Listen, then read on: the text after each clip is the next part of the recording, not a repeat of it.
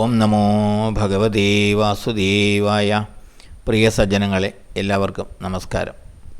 സത്സംഗവേദിയിൽ നമ്മൾ ശ്രീമദ് ഭഗവത്ഗീതയിലെ 11-ാം അധ്യായമായ വിശ്വരൂപ ദർശന യോഗത്തിലെ 8 ശ്ലോകങ്ങളാണ് പൂർത്തിയാക്കിയത്. ഇന്ന് നമുക്ക് 9, 10, 11 ഈ 3 ശ്ലോകങ്ങൾ ഒന്നിച്ച് നോക്കാം. സഞ്ജയ ഉവാച ഏവമുക്ത്വാ തതോ രാജൻ മഹായോഗീശ്വരോ ഹരി ദർശയാമാസ പാർത്ഥായ പരമം രൂപമൈശ്വരം. അനേകവക്ത്രനയനം അനേകാത്ഭുതദർശനം അനേകദിവ്യാഭരണം ദിവ്യാനേകോദ്യതായുധം ദിവ്യമാല്യാംബരധരം ദിവ്യഗന്ധാനുലേപനം സർവാശ്ചര്യമയം ദേവം അനന്തം വിശ്വതോമുഖം.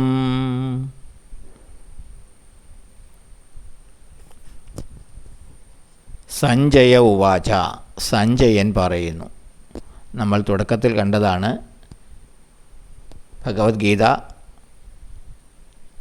സഞ്ജയൻ ധൃതരാഷ്ട്രർക്ക് യുദ്ധരംഗത്തെ കാഴ്ചകൾ വിവരിച്ചു കൊടുക്കുന്നതായിട്ടാണ് രചിച്ചിട്ടുള്ളത്.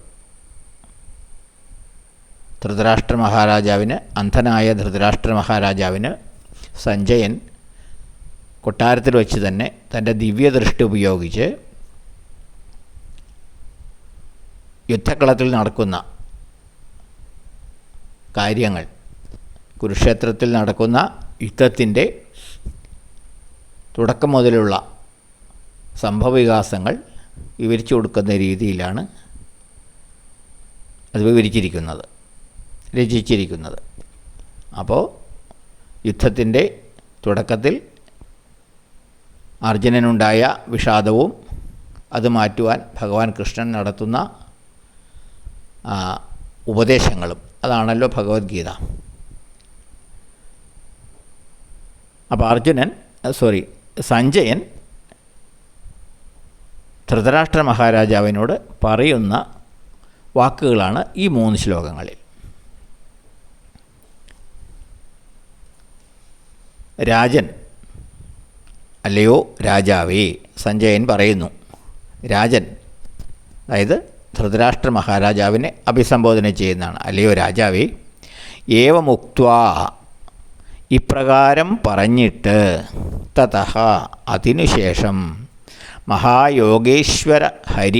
മഹായോഗീശ്വരനായ ഹരി അഥവാ കൃഷ്ണൻ, പാർത്ഥായ, അർജുനന്, അനേക വക്ത്രനയനം, അനേക മുഖങ്ങളും കണ്ണുകളുമുള്ളതും, അനേക അത്ഭുത ദർശനം, അനേകം അത്ഭുത കാഴ്ചകളുള്ളതും, അനേക ദിവ്യാഭരണം, അനേകം ദിവ്യാഭരണങ്ങൾ അണിഞ്ഞതും, ദിവ്യാനേക ഉദ്യത് ആയുധം, അനേകം ദിവ്യായുധങ്ങൾ ഉയർത്തിപ്പിടിച്ചിട്ടുള്ളതും, ദിവ്യമാല്യാംബരധരം, ദിവ്യങ്ങളായ മാലകളും വസ്ത്രങ്ങളും അണിഞ്ഞതും, ദിവ്യഗന്ധാനുലേപനം, ദിവ്യങ്ങളായ സുഗന്ധക്കുറികൾ ചാർത്തിയതും, സർവാശ്ചര്യമയം, എല്ലാവിധത്തിലും ആശ്ചര്യമുളവാക്കുന്നതും, അനന്തം, അതിരില്ലാത്തതും അനന്തമായതും, വിശ്വതോമുഖം,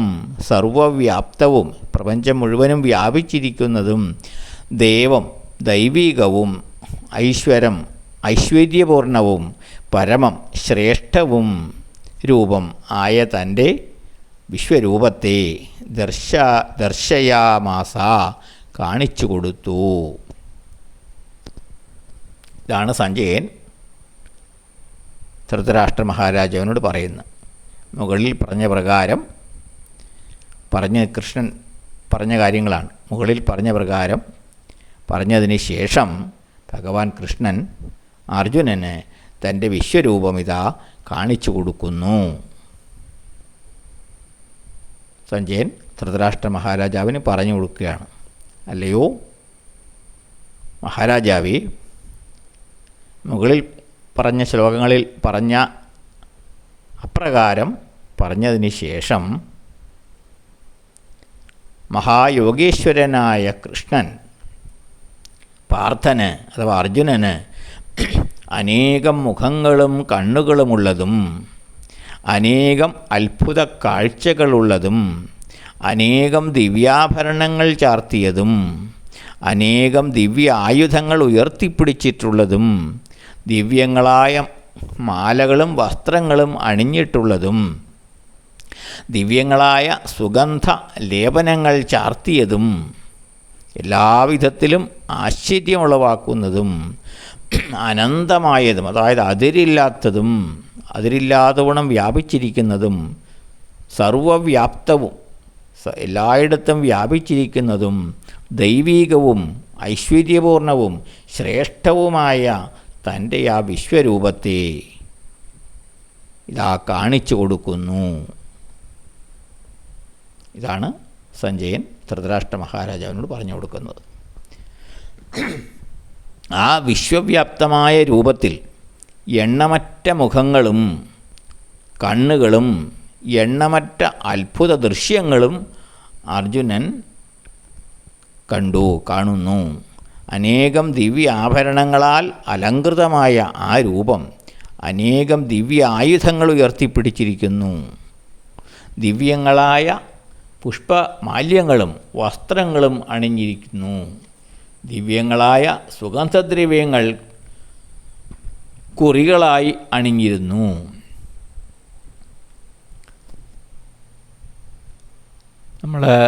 നമ്മുടെ എല്ലാ ദേവതാ സങ്കല്പങ്ങളെയും നമ്മൾ നോക്കുകയാണെങ്കിൽ അവരെല്ലാം സർവ്വ ആഭരണ വിഭൂഷിതരായിട്ടാണ്. നമ്മുടെ ഈശ്വര സങ്കല്പങ്ങളിലെ ഗണപതിയാകട്ടെ, വിഷ്ണു ഭഗവാനാവട്ടെ, ശിവനാകട്ടെ, സരസ്വതിയാകട്ടെ, മഹാലക്ഷ്മിയാകട്ടെ, പാർവതിയാകട്ടെ, അവരുടെ എല്ലാം ചിത്രങ്ങൾ നമ്മൾ കണ്ടിട്ടുണ്ട്. എല്ലാം ഭാവനയിലുള്ള ചിത്രങ്ങൾ, അതെല്ലാം സർവാഭരണ വിഭൂഷിതരായിട്ടാണ് നമ്മുടെ ദേവതകളെല്ലാം നമ്മുടെ സങ്കല്പത്തിലുള്ളത്, എല്ലാ ദേവീദേവന്മാരും. അപ്പോൾ അതുപോലെ തന്നെയാണ് ഇവിടെയും ഈ വിശ്വരൂപം അർജുനൻ ദർശിക്കുമ്പോൾ സർവാഭരണ വിഭൂഷിതമായ രൂപമാണ്. അതാണ് എല്ലാവിധത്തിലുള്ള അലങ്കാരങ്ങളോടും കൂടിയുള്ള രൂപമാണ്. അത്ഭുതാവഹവും തേജോമയവും അതിരില്ലാതെ വ്യാപിച്ചിരിക്കുന്നതുമായിരുന്നു ആ രൂപം എന്ന് സഞ്ജയൻ പറയുന്നു. അർജുനൻ കണ്ട അനേകം കണ്ണുകൾ, കൈകൾ, മുഖങ്ങൾ, പാദങ്ങൾ ഇവയ്ക്ക് എണ്ണമില്ലെന്ന്, അഥവാ എണ്ണുവാൻ കഴിയാത്തത്ര ഉണ്ടെന്ന് സഞ്ജയൻ്റെ വാക്കുകളിൽ നിന്നും വ്യക്തമാകുന്നു. വാസ്തവത്തിൽ വിശാലമായ ഈ പ്രപഞ്ചത്തിലെങ്ങും വ്യാപിച്ചു കിടക്കുന്ന അനേകം ഭൂതജാലങ്ങളുടെ കണ്ണുകളും കൈകളും മുഖങ്ങളുമൊക്കെ തന്നെയാണ് അത് ആ ഭഗവത് ശരീരത്തിൽ അർജുനൻ കാണുന്നത്. അതാണ് സഹസ്രശീർഷ പുരുഷ സഹസ്രാക്ഷ സഹസ്രപാദ് എന്ന് പറയുന്നത്. ഭഗവാനെ പറ്റി പറയുന്നതാണ് സഹസ്രശീർഷ. സഹസ്രം എന്ന് പറഞ്ഞാൽ ആയിരം എന്നല്ല, അനേകായിരങ്ങൾ, ആയിരക്കണക്കിന് ശീർഷങ്ങൾ, തലകൾ, ആയിരക്കണക്കിന് പാദങ്ങൾ, ആയിരക്കണക്കിന് കണ്ണുകൾ, അങ്ങനെയാണ് സഹസ്രശീർഷ പുരുഷ സഹസ്രാക്ഷ സഹസ്രപാദ്. നമ്മൾ വിഷ്ണു സഹസ്രനാമത്തിൽ ഉള്ള വാക്കുകളാണ്. അപ്പോൾ അത്തരത്തിലുള്ളതാണ് ഭഗവാന്റെ രൂപം. പ്രപഞ്ച വസ്തുക്കൾ അഥവാ ജീവജാലങ്ങൾ, സസ്യലതാദികൾ എല്ലാം വേറെ വേറെ എന്ന് നമുക്ക് തോന്നുമെങ്കിലും എല്ലാം ഒന്ന് തന്നെയാണ്.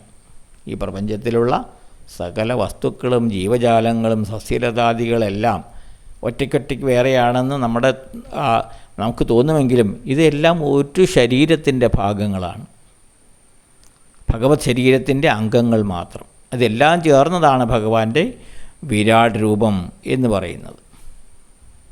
സാധാരണഗതിയിൽ ഇത് മുഴുവനും ഈ വിരാട് രൂപം ഒന്നിച്ച് കാണുവാൻ ആർക്കും കഴിയില്ല. എന്നാൽ യോഗേശ്വരനായ ഭഗവാന്റെ ഇച്ഛയാൽ ദിവ്യദൃഷ്ടിയിലൂടെ അകക്കണ്ണിലൂടെ ഇവയെല്ലാം ഒരേ സമയം കാണുവാൻ അർജുനന് കഴിയുന്നു എന്നാണ് ഈ ശ്ലോകങ്ങൾ പറയുന്നത്. അപ്പോൾ അടുത്ത ശ്ലോകം നമുക്ക് അടുത്ത ദിവസം നോക്കാം. എല്ലാവർക്കും നന്ദി, നമസ്കാരം. ഓം നമോ ഭഗവതേ വാസുദേവായ.